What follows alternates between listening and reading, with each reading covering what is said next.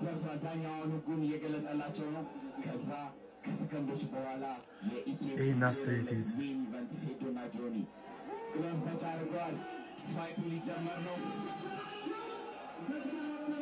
በሩ ተቆለፈ። ይጀምር ነው። ሰውነቱ ሁላ እንትን አለ። ማን ሩጦ የሚጠቃ ይመስላችኋል? ፋይቱ ጀምሯል። ሴዶና ጆኒ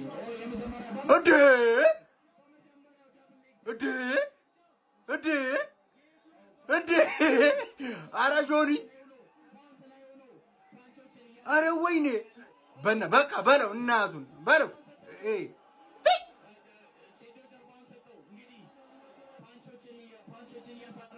ኧረ ገና ከዚህ ኧረማ እየደረሻ ለሴዶ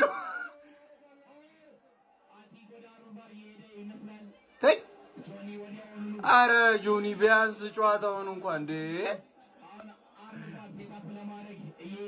ወይኔ እጁን ሊሰብረው ነው። እጁን ሰበረው። ወይኔ እጁን ሰበረው። ወይኔ እጁን ሰበረው።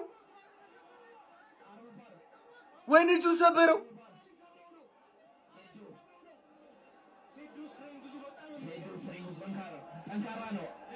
ወይኔ እጁን ሊሰብረው ነው።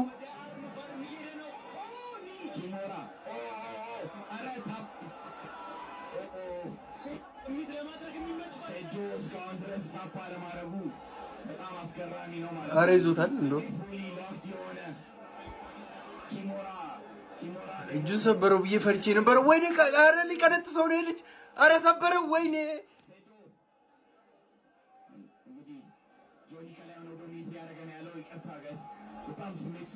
አዎ ስሜታዊ ነው እንጂ በጣም ዲፌንድ ያደርጋል።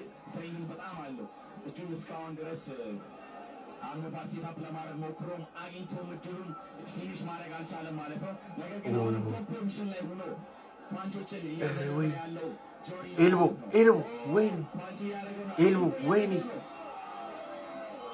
ወይኔ እናቴ ትቆጣኛለች እንዳልክ በቀረ መነሳት አለበት። አሁንም ድጋሚ እጁን አታክ እያደረገው ነው። እጁን ለመስበር ነው እንግዲህ።